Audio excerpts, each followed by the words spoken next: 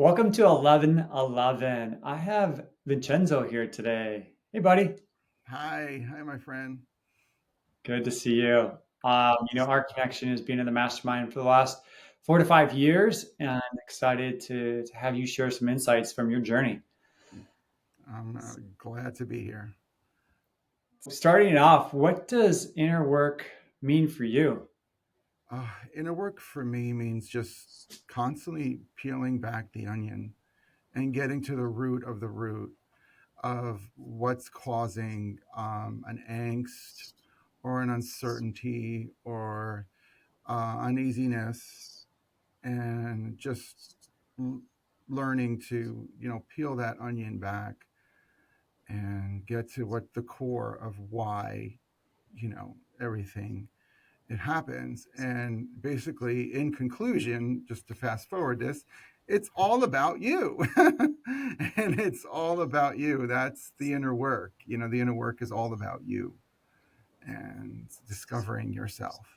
So, What do you think was the sticking point for you about inner work that made you stay committed? So once you jumped in, got to really understand the power of it, right. what do you think made you really commit to it long term like you have?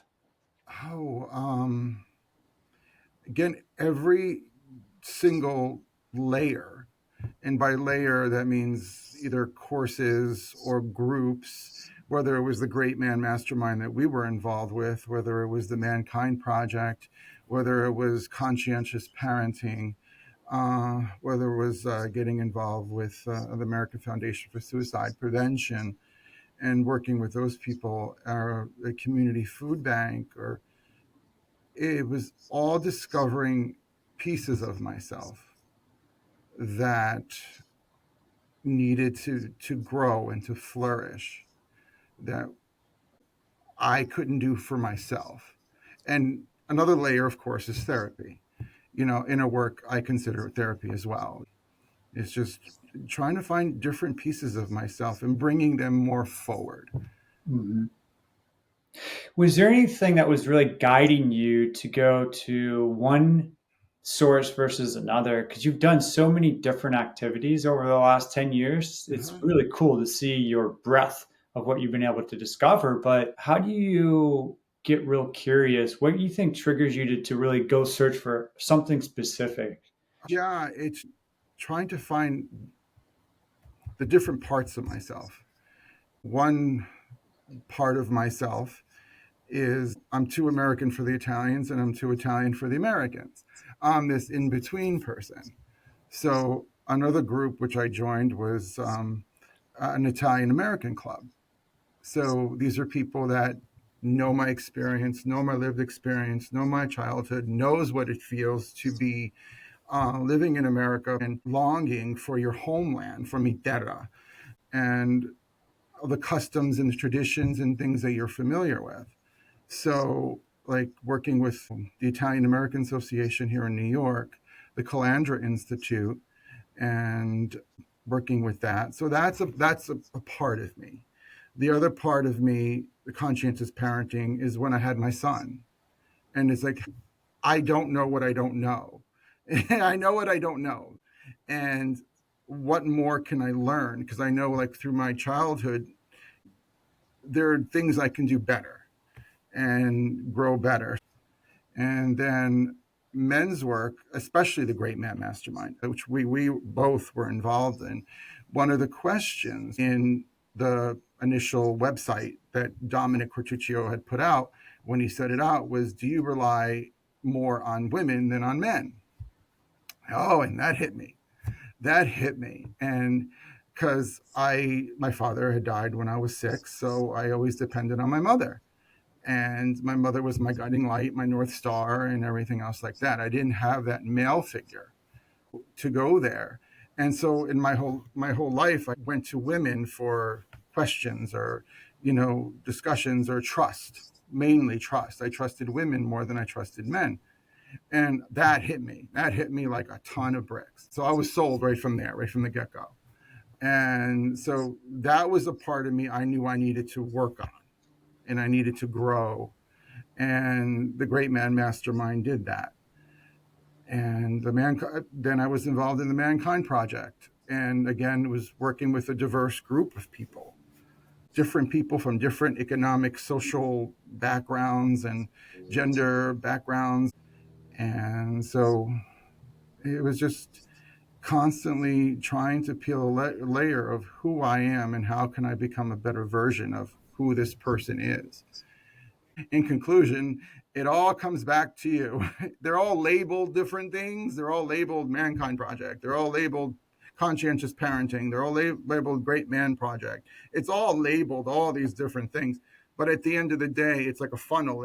It's all you. Is Mm-hmm. how to become a better person of yourself. Mm-hmm. And that's the magic. Yeah, I applaud your motivation to just get out there and itch the scratch of that curiosity, because it seems like you kind of told the story throughout your life. There's something going on that you're reflecting on, and you go find it to relate to, so Right. that you can learn more about it. So, in essence, being able to really understand and answer those questions that you've been asking yourself in self reflection, it seems like.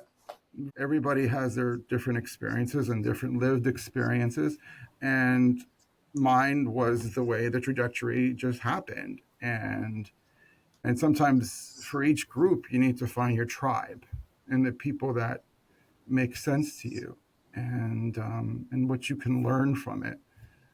And I think therapy definitely gave me the courage and the wherewithal, because therapy is great, but it needs to be applied in order to be effective.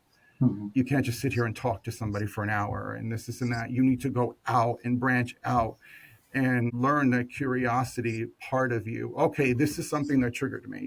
Whether I said I'm too American for the Italians and too Italian for the Americans. Okay, this is something.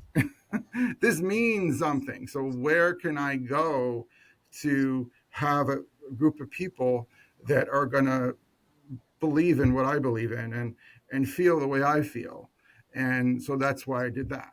I think you summarized it really nice on just one word of courage, because a lot of people will get curious, but they will never do. They don't take action to go into the unknown like you have and go into new circles and different circles every few years, because you evolve and then the next thing comes around that you want to get curious. And it takes courage to say, I'm going to go find this group that's going to relate to what I'm going through or I'm curious on, so I can learn.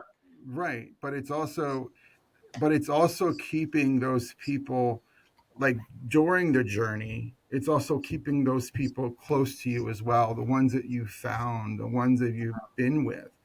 um, I went to school in Rutgers, Newark, New Jersey, and September 1988, the first class, the first course, in my freshman year, I met three other people, and it ballooned into 15 more people, and we're still together.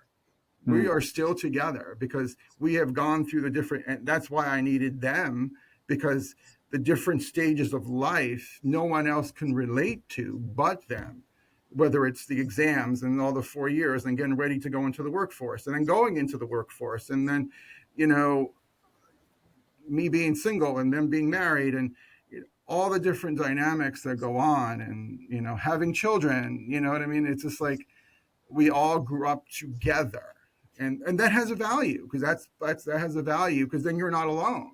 mhm. You're not alone. You have this tribe of people that are going through the same thing, the same situations. Now we're all talking about retirement and aches and pains and all the other stuff, but it makes sense to us, and it makes sense that we all go to concerts and we all have music, and these people are the ones that are still valuable. And but again, that's not enough. That's not all of me. There's another part of me, all these different layers that make me who I am. Yeah. It's a beautiful journey, Vincenzo. Yeah, thank Cool you. to hear about that. And what do you think through that journey? What's one thing that sticks out that you learned that you applied to your life that really made a difference? It happened with the Great Man Mastermind. We started that in March 2020, but by that October, Dominic and I went to the city and we had dinner, and then I told him right then and there, I was like, if I don't continue this, I have gotten exactly what I needed in that span from March to October because I was able to trust men again, to really trust men in a really deep way that I never did before. Because in front of you guys, I can be the worst at sports. I can be the worst at whatever, or I could be the best at anything. But it doesn't matter. It was just all about having fun. It was Hmm. all about being together. It's all about how are you? How are you doing? How are you feeling? What's the next thing? It was such a profound blessing to have a group of 20 men that just got it, that just I can turn to. So it was really a blessing. It's like no matter what, for any one of these guys, I'll fly out. They need me, I'll fly out tomorrow. And it's like, and I know if I need them, I know that will be reciprocity. I really got lucky. I put myself out there. Yes, you never know how things are going to work out, so I got lucky. Hmm. Hmm. Anything else that sticks out that you feel you want to share of great takeaways that have Oh, you've had that just really influenced your life today and how you were? oh, Mhm. my work with there is this company called Welly Nest, and the owner is Tamara Iglesias. That's another woman that really impacted my life really seriously, and really got me to work on my parenting skills and my need to talk things with my son, but not in the way that I was traditionally raised in, like in the Italian mentality, where you were told what to do, you were told what to think. You know what I mean? It's like I love for my son to be seen. I love for my son to be seen and to be heard and to be valued, and always letting him know that he's loved and he's cared for and he's safe, and that I'm always here for him, always have his back, and showing up. That's so crucial. And that whole process of to like unparenting myself the way I was parented. So, because with the Italians, we're so used to just hugging and loving. That's what I'm used to. That's what I'm going. But what I learned is to ask for permission. And it's like, listen, I'm going to give you a hug now. Is that okay? I'm going to do this. Is that okay? Just to know that that's his body, that's my body, and then don't let anybody come in between that. And that's just like one little, I think, important nugget that I got out of all that stuff. And but so it's been a lot of fun. It's been Yeah. What do you think you would tell your younger self, let's say 22, 23-year-old self, now that you know all this? growing up. There was a lot of fear. I had a lot of fear because of the death of my father, things that I've witnessed. I just had a lot of fear to overcome, and that's why I couldn't really trust too much or open up too much. Basically, yeah, tell myself therapy, really therapy, and open up and talk to somebody who is independent, and it's not your family member, it's a third party that can tell it to you straight. Because I think that would have unlocked so much more. You know, it, that Italian mentality, that Italian of keeping everything close and Cosa Nostra, they call it. It's like our stuff. It's our stuff, and you don't let anybody know your stuff. Yeah. So articulate on that one. Would you tell your younger self to go talk to someone about fear and Yeah, trust? yeah, yeah. Talk to somebody about fear and trust. An independent person, not a family member or anything else like that, because that really wasn't gonna work. I would get the same answer. Maybe an educated, independent person that would definitely, see that. Great. Vincenzo, this has been awesome insights from you to really share your journey with us of what you've gone through in regards to self-help, itching the scratch of your curiosity and what that looks like over all the different organizations you worked with. So thank Yeah. you for sharing that. You're welcome. Thank you for having me. Absolutely.